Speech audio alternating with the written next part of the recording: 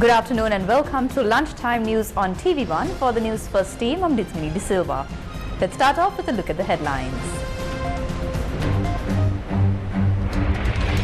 Police sergeant terminated for failing to carry out duties regarding the Easter Sunday attacks. 4 people arrested in Kilinochchi for obstructing the duties of police officers. 2 people killed in Dompe bus lorry accident and 13 people injured as 2 buses collided in Diathalava. Russia plans elections in occupied Ukraine. The Ashes cricket series will commence in Birmingham, England. Sri Lanka police had decided to terminate the service of a police sergeant attached to the Intelligence Bureau for failing to carry out his duties when the 2019 Easter Sunday attacks took place. It was reported that the termination was for failing to take action with regard to intelligence received regarding the terror attacks. Sri Lanka police said that the police sergeant was attached to the Katana police. Sri Lanka police said that a charge sheet consisting of 12 charges was presented against the police sergeant, which included the breach of discipline. A statement from Sri Lanka police said that the police sergeant pleaded guilty to all the charges in the first instance, and thus the Inspector General of Police had decided to terminate his service. Accordingly, the police sergeant was terminated with effect from the 14th of June. 2 female suspects and 2 male suspects were arrested in connection with the incident of criminal coercion of police officers on duty near an examination coordination center in the Marudhankerni Police Division in Kilinochchi. Police said one of the arrested female suspects is a 53-year-old resident of Point Pedro who works in the office of MP Gajendra Kumar Ponnambalam. The other female suspect is a 54-year-old teacher residing in Jaffna.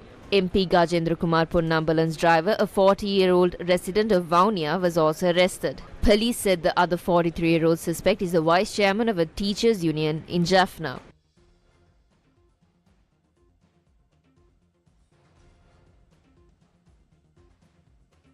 Police said they were released on surety bail of 200,000 rupees each after being produced before the Kilinochchi Magistrates Court yesterday. The Kilinochchi magistrate earlier had ordered MP Gajendra Kumar Ponnambalam, who was arrested in connection to the incident which took place on the 2nd of June, to be released on bail. 2 people died following a collision between a Sri Lanka Navy bus and a lorry in Dompe on Friday morning. Sri Lanka police said that 2 people who were inside the lorry died in the accident that took place around 6:30 am on Friday morning. Police said that the Sri Lanka Navy bus was travelling from Pugara to Colombo and crashed onto the lorry when attempting to overtake a 3-wheeler. The driver of the lorry, who was injured in the accident, was admitted to the Ragam hospital.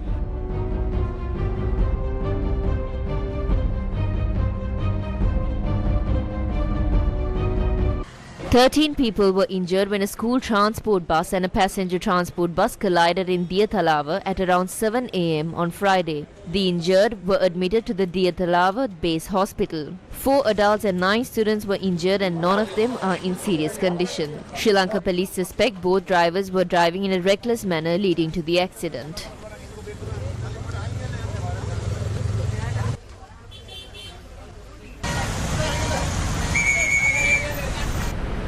Now on to Crime Watch.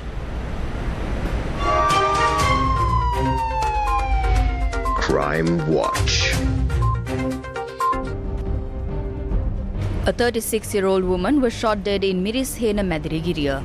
Sri Lanka police said that she was shot at around 7 p.m. on Thursday while she was in her garden.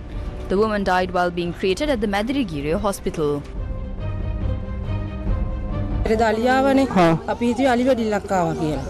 ඊට පස්සේ මං කෝ වෙලි අලි අලියාවිලද කොයි විජහට යන්න කියලා. ඊට පස්සේ කෑ කට්ටිය කෑ ගහන්න තමයි අපේ මහත් එහෙම කට්ටිය ආවේ. මෙයා කෑ ගැව්වා හරියෙන් මේ චූටි එක්කිනා මේ අනේ නැන්දා එන්නකෝ අපි අම්මට වෙඩි තිබ්බා කියලා. එතකොට තමයි අපිට අක්ගල දුවගෙන ආවේ. එතකොට 7:10ට විතර ඇතිවිලු. The deceased was identified as a mother of 3 and the body was moved to the Madirigiriya hospital morgue. Police are yet to make an arrest. Crime Watch. A 47-year-old was assaulted with a block stone and killed in Pallegama, Kegol. Police said the murder took place after a dispute escalated near a shop. The victim was a resident of Pallegama. Police said 1 person was arrested over the incident.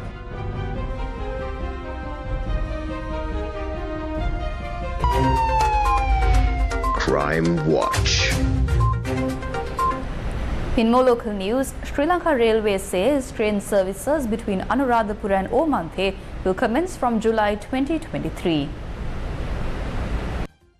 Accordingly, train journeys from Colombo Fort to Kankasanture are scheduled to resume under the normal schedule. The railway line between Anuradhapura and Omanthe was closed in January 2023 due to maintenance. 62 kilometers of the track was repaired with the Indian loan assistance, while 33 billion rupees was spent on the project. Sri Lanka Railway said following the repairs, trains will be able to operate at a speed of 100 kilometers per hour. MP Dr. Nalaka Godeheva, who represents the Freedom People's Congress, commented on domestic debt restructuring. There will be attempts to suppress by introducing the Anti-Terrorism Act and the Broadcasting Authority Act. His first pillar is suppressing political opponents, the second is to ruin the economy, third is the sale of national assets, fourth is to incite racism. These events are re-emerging. The person who created these issues is the person who mounted the debt from 2015 to 2019. It was during his time that the debt climbed to 13,000 billion rupees. That sin had to be carried by the successive president. They went to the IMF and promised to do whatever they say. They secured a loan of $2.9 billion. The repercussions will be felt by the people soon. We will learn about domestic debt restructuring by the end of the month. That will deal a blow to the Provident Fund. That is because of domestic debt restructuring. That is for the sins by the government of good governance, and the people will have to pay the price for that.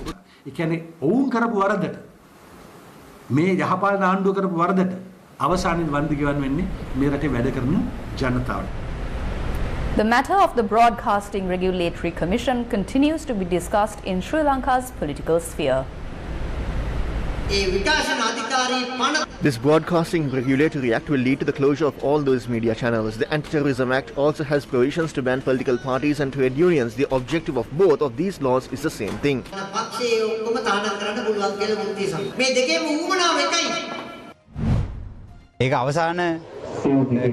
The final draft is not prepared. Media too is responsible for where we are today. Media also has a responsibility to ensure we rise up. We will not act to inconvenience the media.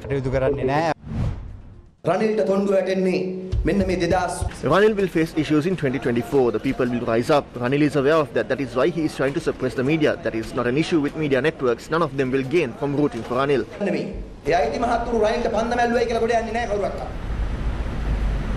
Venerable L.A. Gunawansa Thero said the country needs to be protected from politicians. The Venerable Thero made this comment during his visit to the Supreme Court for a legal matter. We are very patient, therefore do not create any more unnecessary issues that would push this country into an abyss. I request all communities to unite as Sri Lankans. Do not think of us as weak when we speak like this. We are ready for anything. However, given the current state of affairs and the fact that a majority of people are suffering, we are duty bound to solve these issues permanently. If not, we can issue statements and create problems like some politicians do. However, there are plenty of issues in the country. There are many issues that we need to resolve, especially economic ones. I have filed cases against the sale of national assets. That is disgusting. Politics is not an asset. They have caused damage. Given what has happened, we need to protect the country from politicians. Governor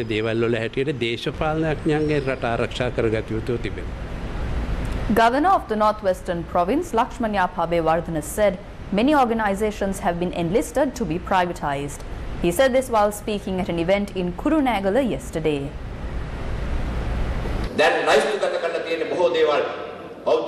Many institutions have been enlisted to be privatized. It must be done. It is globally accepted that the government cannot run a business, so we have to look at the world and prepare for it. The president has reached that decision and brought the country to a certain level with great difficulty. So it is our responsibility as citizens to support that decision. This ceremony was held at the Kurunegala City Hall to give permanent appointments to the posts of primary non-technical employees of the state service in the Northwestern Province. The examination of appeals forwarded to the Ministry of Environment has been stalled for over 5 months due to the absence of a legal officer. It is reported that a plethora of appeals have not been taken up for examination, and among them are appeals with regard to mining licenses and permits issued by the Ministry of Environment. This situation had led those filing appeals to face numerous inconveniences. Speaking to News First, Sri Lanka's Environmental Secretary Dr. Anil Jasingh has said the issue was directed to the Parliament watchdog, the Committee of Public Enterprises or COPE. He said that a request was made from the Management Service Department to approve the recruitment of a legal officer. Sri Lanka's Agriculture Minister Mahinda Amaraweera instructed the Department of Agrarian Development to take necessary measures to issue firearms to protect cultivations. According to a statement from the Minister of Agriculture, the minister had given the directives in response to requests made by agrarian groups to issue shotguns to protect crops. The minister had also addressed a letter to the Secretary of Defence seeking permission to issue firearms to the agrarian groups. According to the statement, the agrarian groups had informed the minister that wild animals cause significant damage to crops. A fungi disease is reportedly spreading among clove and nutmeg crops. The disease causes leaves of clove and nutmeg plants to fall. It is caused by two types of fungi. By controlling this disease initially, we can eradicate this disease. It is spreading in the Kandy, Kegol and Mathale districts. Both diseases are spreading in the Puja Pitya, Wattegama, Udunuwara and Yatinura areas in the Kandy district these days. We must use chemical treatments and plant sanitation methods. Plant sanitation includes collecting all the fallen leaves and burning them. This spreads to the fruits as well. They turn brown and fall. They must also be collected and burnt. The export capacity decreases if the disease is not controlled. So I request the people to seek expert advice and support promptly. The farmers' struggle movement says the fertilizer issue has not been resolved thus far.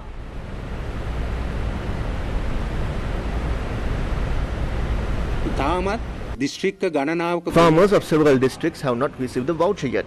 The time frame to use fertilizer for the crops have passed. Agrarian organizations in the Monoragala district are yet to receive vouchers. In some districts, vouchers have been given, but there is no way to get the fertilizer. The farming community is facing a serious issue. Fertilizer alone costs around 30,000 rupees.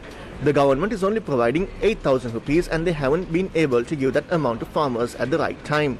The government must intervene and formulate a program to provide fertilizer to farmers at the appropriate time. The Society of Government Pharmacists launched a nationwide strike on Friday. Its chairman Ajit P. Tilakaratne said the strike is against the arbitrary dismissal of several of its members. The All Ceylon Nurses Union convened a media briefing in Hingurakoda this morning and expressed views regarding the medicine shortage faced by the people in the North Central province.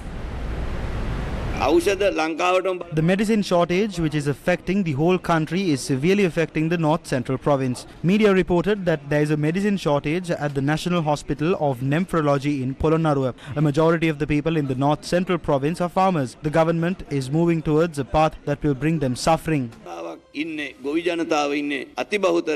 මේ ජනතාව නොමරා මරණ වැඩකට තමයි මේ රජය ගමන් කරන්නේ. හැබැයි මේ පළාත් බලධාරීන් මේ දීලා දින ඔබට Provincial health officials have failed to respond to the several letters that were sent, or at least provide an opportunity for a brief discussion. We have no one to speak about it to except for the media. In a few days they will be silenced too and won't be able to report on this. They will have to establish paying wards, and only a minority that can afford it will be able to receive treatment while rest die in hospitals. This is the reality. කෑවක් වෙච්ච තිරිසට විතරක් ප්‍රතිකාර ගන්න අනිත් සියලු දෙනාට රෝහල් වල මිය යන. මේක තමයි ඇත්ත ස්වරූපේ.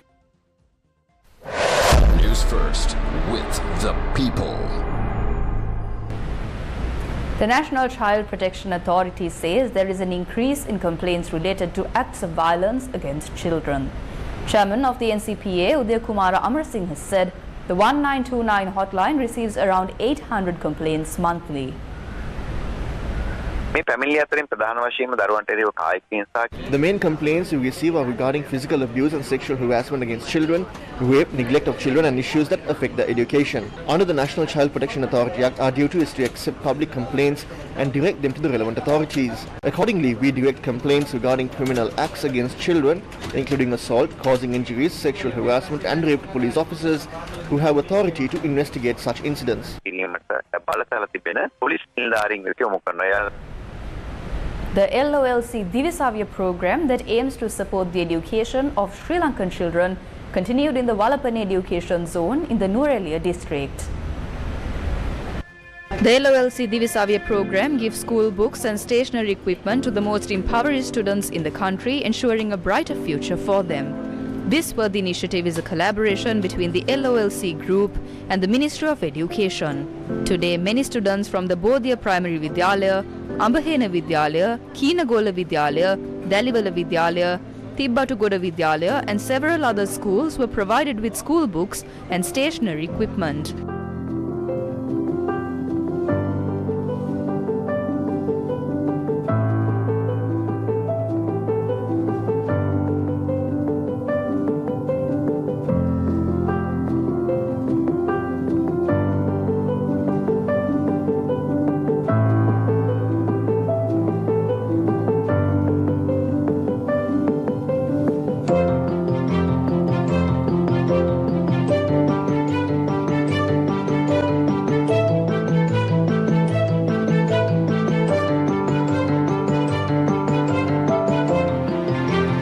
The LOLC Divisavya program will continue to ensure a better future for all school children in Sri Lanka.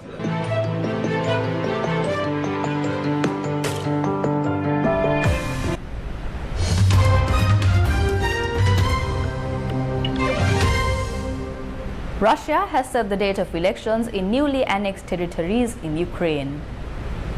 Russia's Central Election Commission on Thursday set the date for regional elections in 4 Ukrainian provinces that Moscow claims to have annexed for September 10th, coinciding with votes in other Russian regions. Russia does not fully control the Donetsk, Luhansk, Zaporizhia and Kherson regions in eastern and southern Ukraine, and fighting is ongoing on all 4 regions. The regions are scheduled to elect local governors in September. Russia declared the regions part of its own territory after hastily conducting what it called referendums in occupied areas of Ukraine last September that Kiev and the West denounced as illegal and coercive. Officials said that several relief and rescue teams are on alert as tens of thousands of people were evacuated to safe locations after Biparjoy cyclone hits Gujarat.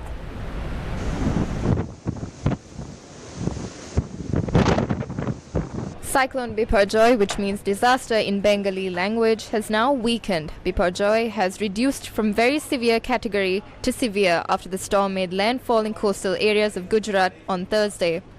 According to the Indian Meteorological Department, the cyclone has now moved from sea to land and is centered towards Saurashtra Kutch, adding that heavy rains are expected in Rajasthan on Friday. The relief commissioner informed that 22 people were injured, while electric poles and trees were uprooted amid severe heavy rain coupled with gusty winds. According to the Weather Channel, Cyclone Biparjoy will continue to impact the regional weather for the next 24 to 48 hours, triggering extreme rain over parts of northern Gujarat and southern Rajasthan.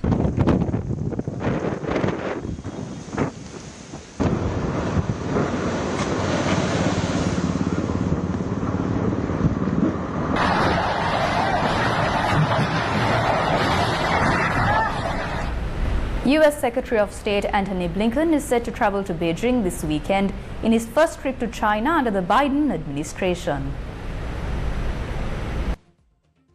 Delayed by more than 4 months, Blinken's trip marks a rare high-level meeting between the US and China in a period of heightened tension. Little is expected to emerge from the talks themselves, but Blinken's Beijing visit helps pave the way for additional meetings, including a potential one-to-one between US President Joe Biden and his Chinese counterpart Xi Jinping later this year. Scott Kennedy, a senior advisor and trustee chair in Chinese business and economics at the Center for Strategic and International Studies, told CNBC Blinken's Beijing trip is a potential important turning point in the relationship. Communication and meetings between the US and China have dried up in the last few years due to the pandemic and political tension. The U.S. Department of State said Blinken is set to meet with senior People's Republic of China officials, where he will discuss the importance of maintaining open lines of communication to responsibly manage the U.S.-PRC relationship.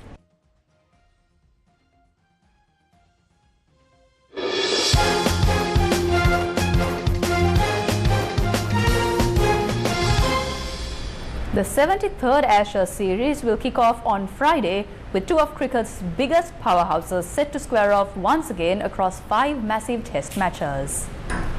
Richardson, and I happen to have been born in Britain. Not many international sporting contests predate the countries that play them, but few contests are as old as the Ashes. The cricket series between England and Australia was played in 1882, before Australia was even founded as a nation. On Friday, its 73rd edition will begin in Edgbaston, a suburb of Birmingham, England. Ashes series consist of 5 test matches, each of which lasts for up to 5 days. The series is won by the team that wins more of these games.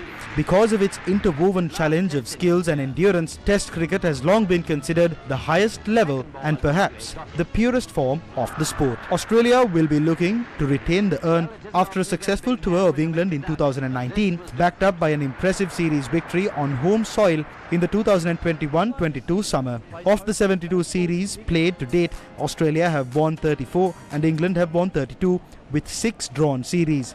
The past 10 series between the two sides has been rather even, with England winning 5 and Australia winning 4.